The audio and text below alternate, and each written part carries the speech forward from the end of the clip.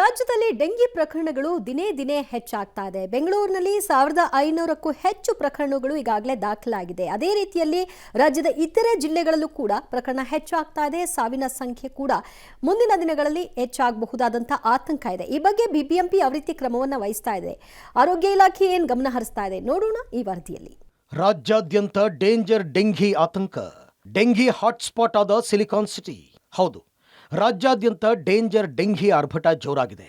ದಿನಗಳು ಕಳೆದಂತೆ ಎಲ್ಲೆಡೆ ಸೊಳ್ಳೆಗಳ ಕಾಟ ಹೆಚ್ಚಾಗಿದ್ದು ರಾಜ್ಯದ ಜನರಲ್ಲಿ ಡೆಂಗಿ ಜ್ವರದ ಆತಂಕ ಮನೆ ಮಾಡಿದೆ. ಇತ್ತ ಸಿಲಿಕಾನ್ ಸಿಟಿ ಬೆಂಗಳೂರಿನಲ್ಲೂ ಡೆಂಗಿ ಆತಂಕ ಹೆಚ್ಚಾಗ್ತಾ ಇದೆ. ಬೆಂಗಳೂರು ನಗರವೊಂದರಲ್ಲೇ 1563 ಡೆಂಗಿ ಕೇಸ್ಗಳು ದಾಖಲಾಗಿವೆ. ಇನ್ನು ಡೆಂಗಿ ಕೇಸ್ ಹೆಚ್ಚಳ, ಇದಕ್ಕೆ ಸಂಬಂಧಪಟ್ಟಂತೆ ಮೀಟಿಂಗ್ ಮೇಲೆ ಮೀಟಿಂಗ್ ಒಂದು ಕಡೆಯಾದರೆ ಮಳೆ, ನಿರಂತರ ಮೋಡ ಕವಿದ ವಾತಾವರಣ ಕೂಡ ಸಾಕಷ್ಟು ಆತಂಕವನ್ನು ಸೃಷ್ಟಿ ಮಾಡ್ತಾ ಇದೆ. ಅಷ್ಟೇ ಅಲ್ಲ, ವೆದರ್ ಎಫೆಕ್ಟ್ನಿಂದಾಗಿ ಜನರಲ್ಲಿ ಡೆಂಗಿ ಜ್ವರದ ಆತಂಕ ಶುರುವಾಗಿದೆ. ಇತ್ತ ಜಾಗೃತಿ ಮುನ್ನೆಚ್ಚರಿಕಾ ಕ್ರಮ ಕೈಗೊಳ್ಳಲು ಬಿಬಿಎಂಪಿ ವಿಫಲವಾಗಿದೆ. ಪಬ್ಲಿಕ್ ಟಿವಿಯಲ್ಲಿ ಮೆಗಾ ರಿಯಾಲಿಟಿ ಚೆಕ್ನಲ್ಲಿ ಬಿಬಿಎಂಪಿಯ ಅಸಲಿ ಮುಖ. ದೃಶ್ಯ 1, ಬಿಬಿಎಂಪಿ ಕೇಂದ್ರ ಕಚೇರಿ. ದೀಪದ ಕೆಳಗೆ ಕತ್ತಲು ಅನ್ನೋ ರೀತಿಯಲ್ಲಿದೆ ಬಿಬಿಎಂಪಿಯ ಕೆಲಸ. ಹೌದು, ಬಿಬಿಎಂಪಿ ಆವರಣದಲ್ಲೇ ಕೊಳೆತ ನೀರಿನ ಹೊಂಡಗಳಿದ್ದು ಲಾರ್ವಾಗಳು ಉತ್ಪತ್ತಿಯಾಗ್ತಾ ಇದೆ. ಕ್ಯಾನ್ಸಿಲ್ ಬಿಲ್ಡಿಂಗ್ ಮುಂಭಾಗದಲ್ಲೇ ಹೀಗೆ ಇದ್ರೂ ಕ್ಯಾರೆ ಅಂತ ಇಲ್ಲ ಬಿಬಿಎಂಪಿ ಸಿಬ್ಬಂದಿ. ದೃಶ್ಯ 2, ಕೇಂದ್ರ ಕಚೇರಿಯ ಒಳ ಮತ್ತು ಹೊರ ಆವರಣ.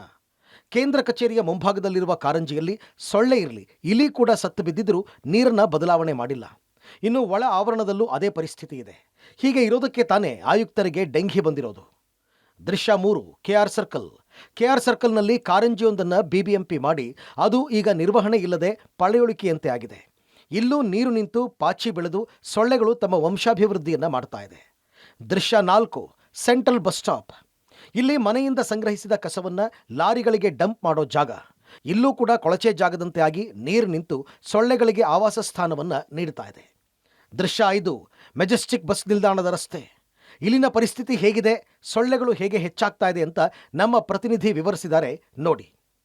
ರಾಜ್ಯ ರಾಜಧಾನಿ ಸಿಲಿಕಾನ್ ಸಿಟಿಯಲ್ಲಿ ಡೆಂಗ್ಯೂ ಮಹಾಮಾರಿಯ ಅಬ್ಬರ ಜೋರಾಗ್ತಾ ಇದೆ. ಬಿಬಿಎಂಪಿ ಕೂಡ ಸಾಕಷ್ಟು ತಲೆ ಕೆಡಿಸ್ಕೊಂಡು ಸಭೆಗಳ ಮೇಲೆ ಸಭೆ ಮಾಡಿ ಈಗ ಮನೆಗಳಿಗೆ ಹೋಗಿ ನೀರು ನಿಲ್ಲದಂತೆ ಒಂದು ಕ್ರಮ ಕೈಗೊಳ್ಳೋದಕ್ಕೆ ಮುಂದಾಗಿದೆ. ನಾನೀಗ ಬೆಂಗಳೂರಿನ ಪ್ರಮುಖ ಜಂಕ್ಷನ್ನ ಒಂದು ರಸ್ತೆಯಲ್ಲಿ ನಿಂತಿದ್ದೀನಿ. ನಿಮಗೆ ದೃಶ್ಯಗಳನ್ನ ತೋರಿಸ್ತೀನಿ. ಇಲ್ಲಿಂದ ನೀವು ಎಡವು ಬಿದ್ದರೆ ಮೆಜೆಸ್ಟಿಕ್ ಸಿಗುವಂಥದ್ದು. ಮೆಜೆಸ್ಟಿಕ್ಗೆ ಪ್ರತಿನಿತ್ಯ ಇಲ್ಲಿ ಲಕ್ಷಾಂತರ ವಾಹನಗಳು BMTC ಸೇರಿದಂತೆ ಬರುತ್ತೆ. ಮುಖ್ಯ ರಸ್ತೆಯಲ್ಲಿ ಡಂಪಿಂಗ್ ಯಾರ್ಡ್ ಥರ ಇಲ್ಲಿ ಬಿಬಿಎಂಪಿಯವರು ಕಸ ವಿಲೇವಾರಿ ಅಂದರೆ ಮನೆಯಿಂದ ಕಸಗಳನ್ನ ತಂದಂಥ ಸಣ್ಣ ಆಟೋದಿಂದ ದೊಡ್ಡ ಲಾರಿಗೆ ಇಲ್ಲಿ ಶಿಫ್ಟ್ ಮಾಡ್ಕೋತಾರೆ. ಇಲ್ಲಿ ಯಾವ ರೀತಿ ನೀರು ನಿಂತಿದೆ ನೋಡ್ತಿದ್ದೀರಾ. ಇಲ್ಲಿ ನೀರು ನಿಂತಿರೋದ್ರಿಂದ ಸೊಳ್ಳೆಗಳ ಕಾಟನೂ ಜಾಸ್ತಿ ಆಗುತ್ತೆ. ನೋಡ್ಬೋದು, ಒಳ್ಳೆ ಕೆರೆ ರೀತಿ ಇಲ್ಲಿ ನೀರು ನಿಂತ್ಕೊಂಡಿರುವಂಥದ್ದು. ಬಿಬಿಎಂಪಿ ಒಂದು ಹೇಳುತ್ತೆ, ನಾವು ಮನೆಗಳಿಗೆ ಅಂದರೆ ಈಗಾಗಲೇ ಬೆಂಗಳೂರಲ್ಲಿ 1300ಕ್ಕೂ ಹೆಚ್ಚು ಡೆಂಗ್ಯೂ ಪ್ರಕರಣಗಳು ದಾಖಲಾಗಿದೆ. ಇದರಲ್ಲಿ ಈಗಾಗಲೇ 2 ಸಹ ಮೃತಪಟ್ಟಿರುವಂಥದ್ದು.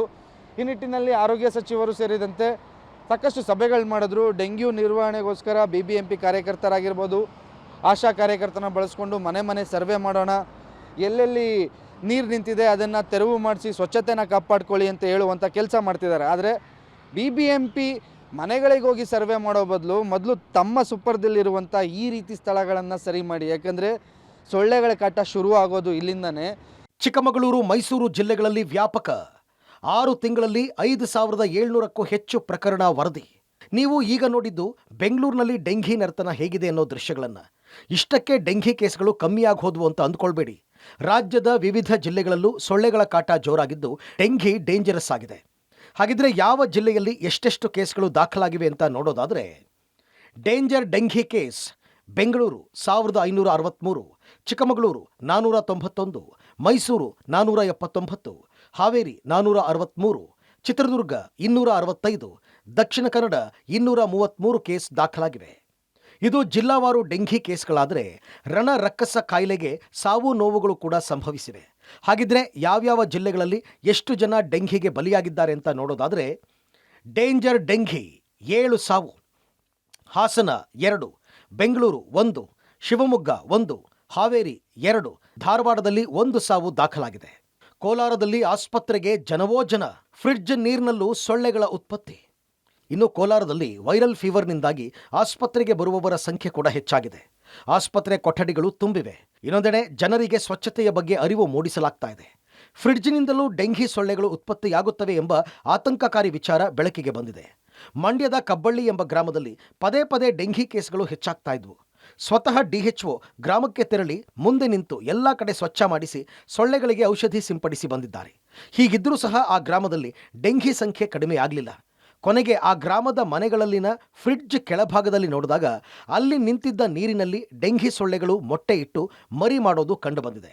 ಪ್ರತಿಯೊಂದು ಗ್ರಾಮದಲ್ಲಿ ಎಲ್ಲಿ ಒಂದೇ ಒಂದು ಪ್ರಕರಣ ಬಂದರೂ ಕೂಡ ಅಲ್ಲೆಲ್ಲ ಲಾರ್ವಾ ಸರ್ವೆ ಮಾಡೋದಕ್ಕೆ ಹೇಳಿದ್ದೀವಿ. ಮತ್ತು ರೆಗ್ಯುಲರ್ ಆಗಿ ಆಶಾ ವರ್ಕರ್ಗಳಿಂದ ಲಾರ್ವಾ ಸರ್ವೆ ಮಾಡಿಸಿ ಎಲ್ಲಿ ಲಾರ್ವಾ ಪಾಸಿಟಿವ್ ಬರುತ್ತೆ ಆ ಪಾಸಿಟಿವ್ ಬಂದ ಜಾಗದಲ್ಲಿ ನಾವು ಅದನ್ನು ನೀರೆಲ್ಲ ಕ್ಲಿಯರ್ ಮಾಡಿಸೋದಕ್ಕೆ ಜನಕ್ಕೆ ಹೇಳಿ. ಸ್ಕ್ರಬ್ ಅಂತಂದರೆ ನಾವು ಉಜ್ಜಿ ನಾವು ಅದನ್ನು ತೊಳೆದಾಗ ಆ ಏರಿಯಾನ ಆ ಮೊಟ್ಟೆಗಳು ಕೂಡ ಡಿಸ್ಟ್ರಾಯ್ ಆಗ್ತವೆ. ಹಾಗಾಗಿ ಆ ರೀತಿ ಮಾಡಿ ನಿಮ್ಮ ಏನು ಈ ಲಾರ್ವಾ ಬೆಳವಣಿಗೆಗಳು ಅಥವಾ ಸೊಳ್ಳೆ ಉತ್ಪತ್ತಿಯಾಗೋ ತಾಣಗಳನ್ನ ಕಮ್ಮಿ ಮಾಡಿದ್ರೆ ಈ ಸ್ಪ್ರೆಡ್ ಆಗೋದು ಕಮ್ಮಿ ಆಗುತ್ತೆ ಅನ್ನೋ ವಿಚಾರಕ್ಕೆ ಮಾಡ್ತೀವಿ. ಒಟ್ಟಲ್ಲಿ ರಾಜ್ಯದಲ್ಲಿ ಡೆಂಗಿ ಹರಡ್ತಾ ಇದ್ದು ಜನರು ಎಚ್ಚರಿಕೆಯಿಂದ ಇರೋದು ಸೂಕ್ತ. Bureau report, public TV.